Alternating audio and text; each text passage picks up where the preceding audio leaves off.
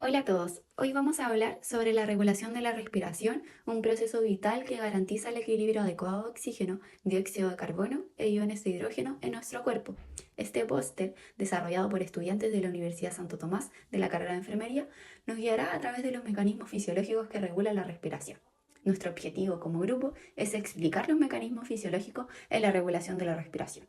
Comencemos. La respiración es un proceso mixto, voluntario e involuntario cuya función principal es mantener los niveles óptimos de oxígeno, dióxido de carbono e iones de hidrógeno en los tejidos.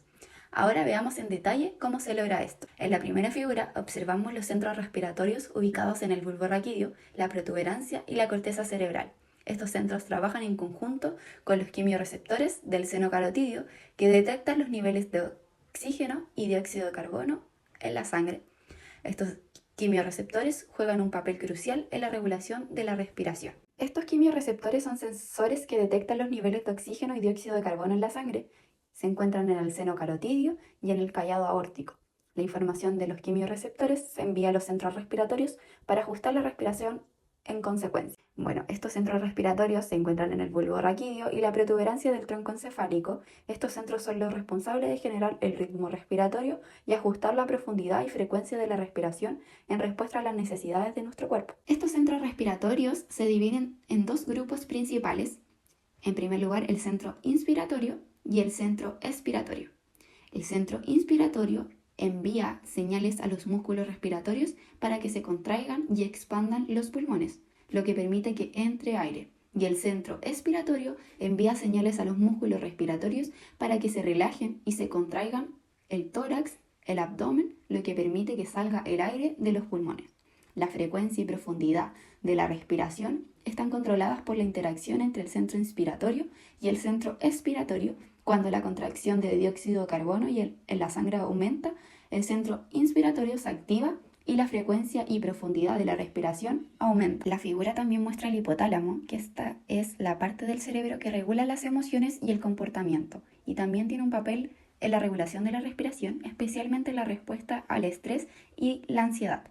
Siguiendo con la corteza cerebral, que es la parte más externa del cerebro y también tiene un papel en la regulación de la respiración, ya que puede permitirnos controlar nuestra respiración de forma voluntaria, por ejemplo cuando hacemos ejercicio o contenemos la respiración.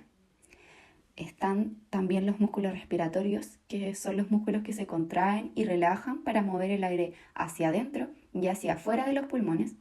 Los músculos respiratorios más importantes son el diafragma y los músculos intercostales. Siguiendo con los pulmones, que son los órganos donde se realiza el intercambio de gases, el oxígeno del aire se difunde a la sangre en los alvéolos, mientras que el dióxido de carbono de la sangre se difunde al aire. También encontramos el corazón, que es el órgano que bombea la sangre por todo el cuerpo. La sangre oxigenada se transporta desde los pulmones al corazón y luego se bombea a todos los demás órganos y tejidos del cuerpo. La sangre desoxigenada se transporta desde los tejidos al corazón y luego se bombea a los pulmones para ser oxigenada nuevamente. Los quimiorreceptores son células sensoriales que detectan cambios en la composición química de la sangre y el pH en el líquido cefalorraquídeo. Estos receptores son fundamentales para regular la respiración, asegurándose que los niveles de oxígeno y dióxido de carbono se mantengan dentro de los límites. La figura 3 muestra dos tipos de quimiorreceptores. Quimiorreceptores periféricos. Los receptores periféricos se encuentran en los cuerpos carotídeos, ubicados cerca de la bifurcación de las arterias carótidas comunes, y en los cuerpos aórticos, ubicados en el arco aórtico. Estos receptores son sensibles a los cambios en los niveles de oxígeno, dióxido de carbono y el pH en la sangre arterial. Cuando los niveles de oxígeno en la sangre arterial disminuyen, o sea, hipoxemia, los cuerpos carotídeos y aórticos detectan esta disminución y envían señales a través de los nervios glosofaringio y vago al bulbo raquídeo. En respuesta a esta hipoxemia, el centro respiratorio aumenta la frecuencia y la profundidad de la respiración para incrementar la captación de oxígeno, lo que ayuda a restaurar los niveles normales de oxígeno, dióxido de carbono y pH. Quimiorreceptores centrales. Estos se encuentran en el bulbo raquídeo, una parte del tronco encefálico del cerebro. Estos receptores son principalmente sensibles a los cambios en la concentración de dióxido de carbono y el pH en el líquido cefalorraquídeo. Cuando los niveles de CO2 en la sangre aumentan, el CO2 difunde a través de la barrera hematoencefálica hacia el líquido cefalorraquídeo, donde se convierte en ácido carbónico y luego en iones de hidrógeno. Este aumento en la concentración de protones disminuye el pH del líquido cefalorraquídeo. Entonces los receptores centrales detectan este descenso en el pH y estimulan el centro respiratorio del bulbo raquídeo para aumentar la frecuencia y la profundidad de la respiración. Este proceso ayuda a eliminar el exceso de CO2 del cuerpo, restableciendo así el equilibrio del pH.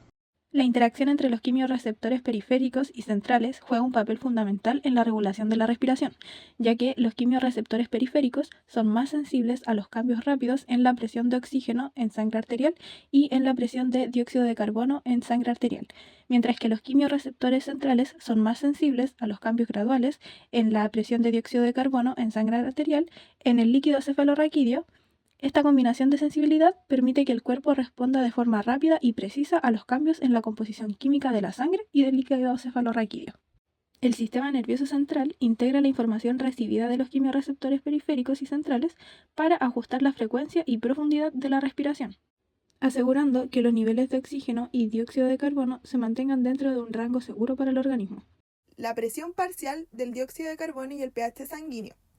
Cuando tenemos un aumento de CO2, se le denomina hipercapnia. Esto se genera debido a que se incrementa la acidez en sangre gracias a la formación de ácido carbónico, lo que genera un aumento en la concentración de iones y posterior a eso el pH disminuye, volviendo la sangre más ácida. Por el contrario, cuando hay una disminución de dióxido de carbono, se genera una hipocapnia.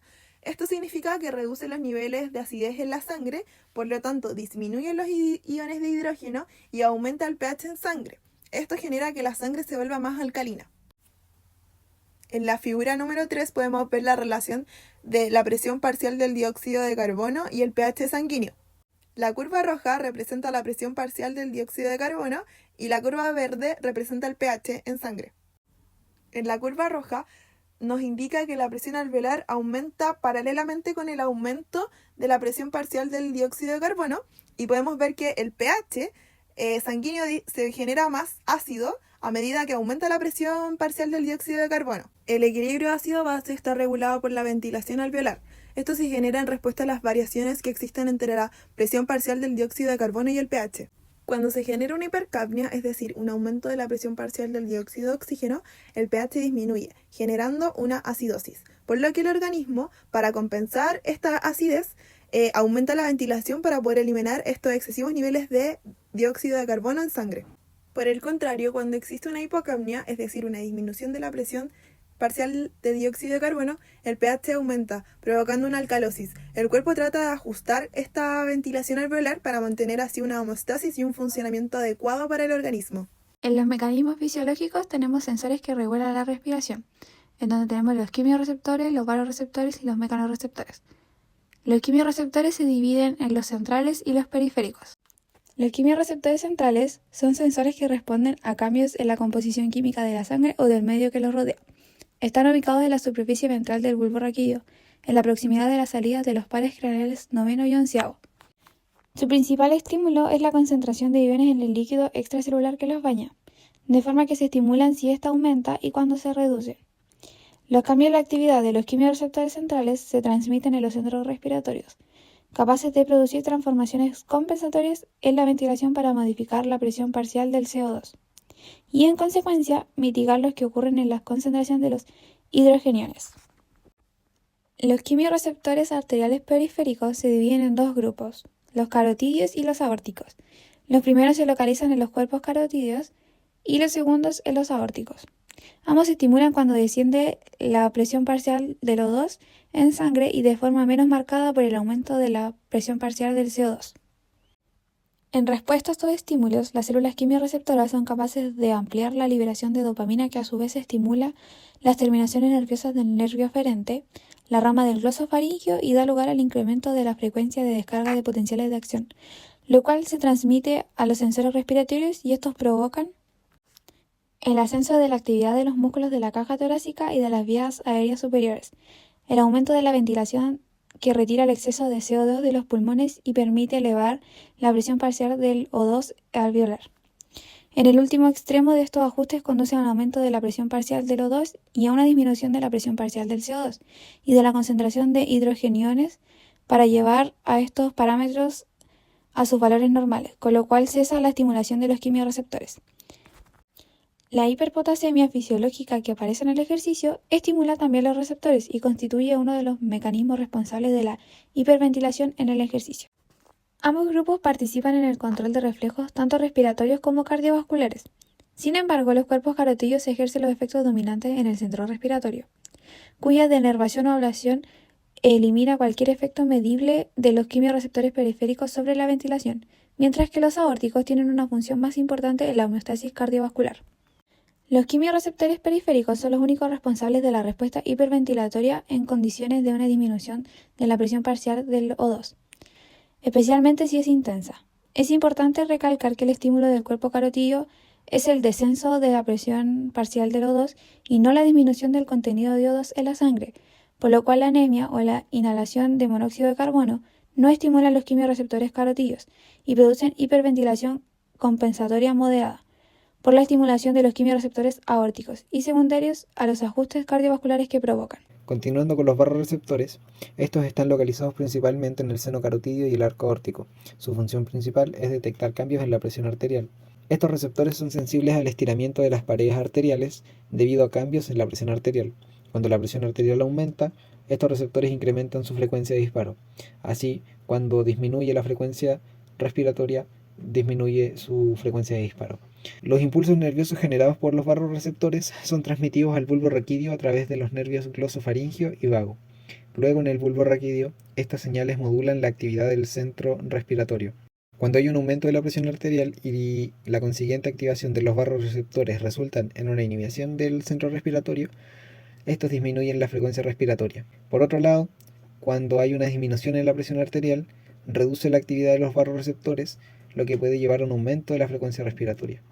Vamos a seguir con los mecanorreceptores, específicamente con los receptores del estiramiento pulmonar, los cuales son cruciales para el control de la respiración. Estos se encuentran en los músculos lisos y en las vías respiratorias.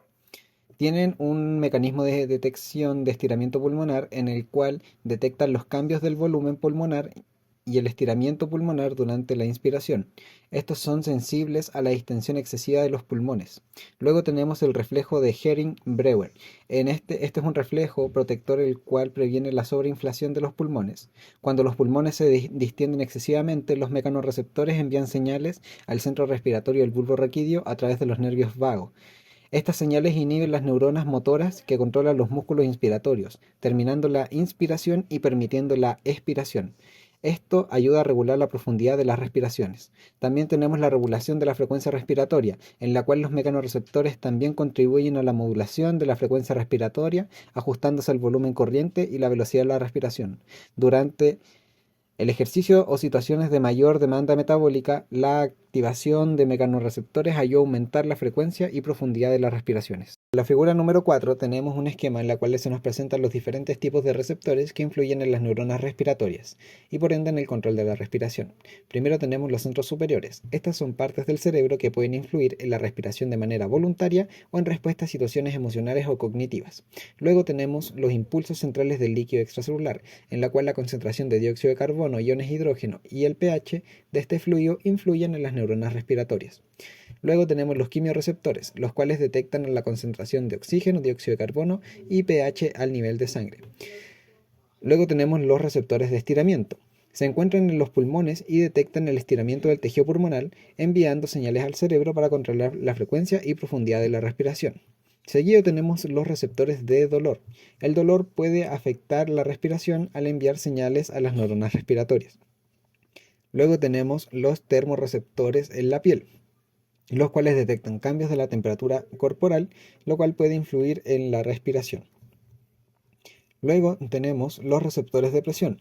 Estos detectan cambios en la presión arterial, lo que puede afectar a la respiración. Para finalizar, tenemos que saber que la regulación de la respiración es crucial para mantener el equilibrio del pH en el organismo. También, su intervención asegura la homeostasis y la estabilidad del pH en los pacientes.